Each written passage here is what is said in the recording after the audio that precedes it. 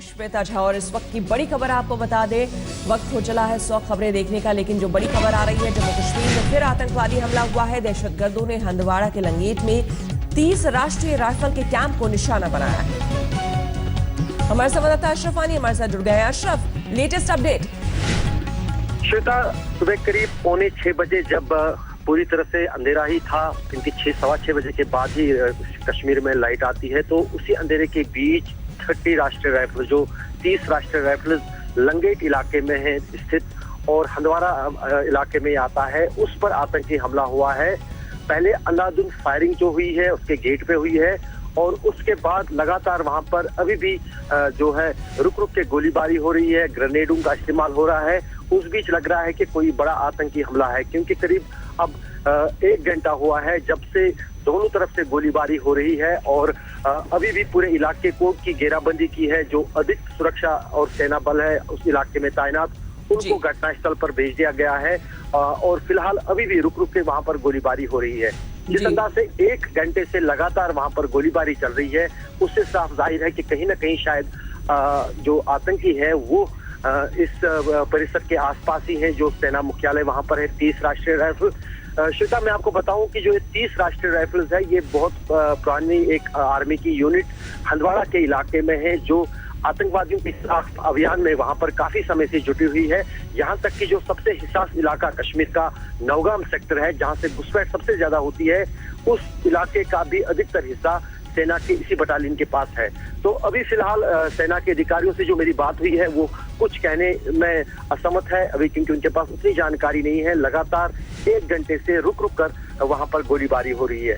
चश्मदीदों के मुताबिक सुबह करीब 5:45 बजे पहले 30 राष्ट्रीय राइफल्स के गेट पे जो है बहुत तेज गोलीबारी हुई है, जिसकी जवाबी गोलीबारी सेना के जवानों ने भी वहां पर गेट पे तैनात संतरियों ने की। लेकिन उसके बाद इस अंदाज से अब भी वहां पर रुक रुक के गोलीबारी हो रही है, उसमें कुछ कहना फिलहाल साफ नहीं होगा कि क्या आतंकी इस कैंप के भीतर दाखिल हुए हैं या फिर अभी आज साइडों में ही कैंप के बाहर ही उन्हें सेना ने घेर रखा है। बिल्कुल। और क्या इस बारे में, जिस तरह से गोलीबारी लगातार हो रही है, क्या इस बारे में कोई अंदाजा लगा पाया है या फिर कोई जानकारी आपको मिल पाई है कि लगभग कितनी दूरी पर आतंकी होंगे और कितनी संख्या में वो होंगे?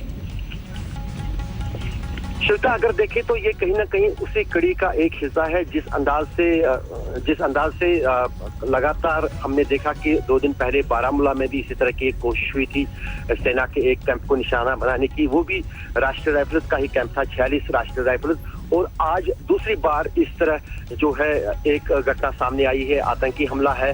लेकिन यहाँ पर अभी कुछ कहा नहीं जा सकता है, क्योंकि जो हमारे प्रतिनिधि भी वहां पर पहुंचे थे, उन्हें फिलहाल कैंप की ओर जाने की इजाजत नहीं दी जा रही है। पूरे इलाके की घेराबंदी की है। ना ही तो पुलिस की तरफ से अभी तक किसी बात की पुष्टि हो रही है, ना ही सेना की तरफ से। लेकिन अगर इतिहास देखा जाए, इस तरह के आतंकी हमलों का जो सुबह तड़के किए जाते हैं, वो अधिकतर आत्मघाती या जिनको हम फिदाइन हमला कहते हैं, उस तरह के हमले होते हैं।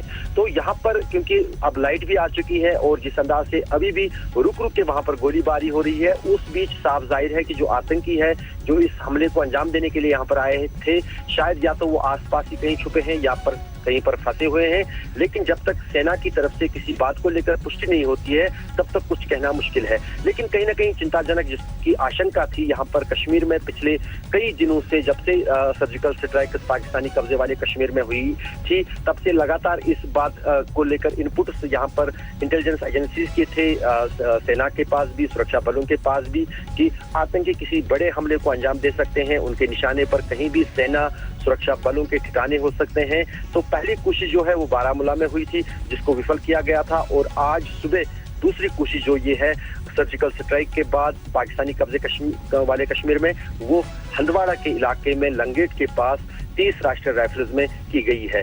तो वहां पर 5 मिनट पहले भी वहां पर जो मेरी चश्मदीद लोगों से जो आसपास रहते हैं उनसे बात हुई थी, उनका कहना था कि रुक रुक के यहाँ पर लगातार गोलीबारी हो रही है, ग्रेनेडों की आवाज आ रही है। तो उस बीच जो है कहीं ना कहीं इस मुठभेड़ में अब अंडर बैरल ग्रेनेड जो होते हैं, जो बंदूक में ही ग्रेनेड लगता है, जो दूर जाता है, उनका इस्तेमाल भी हो रहा है।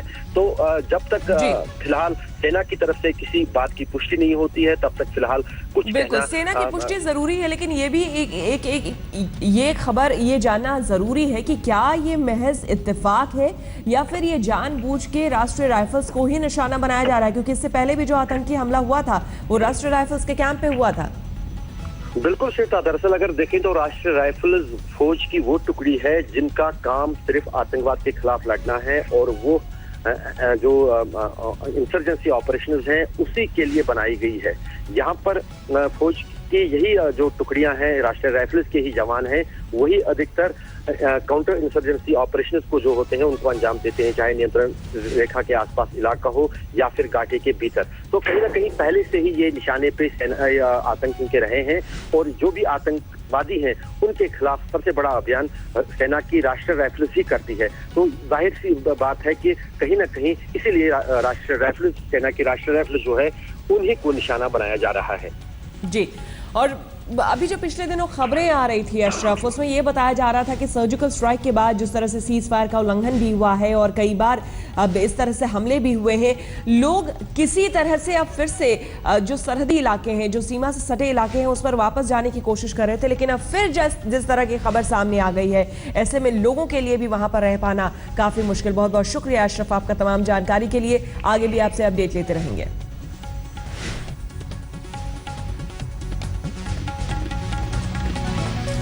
और आइए अब देखते हैं नॉन स्टॉप 100।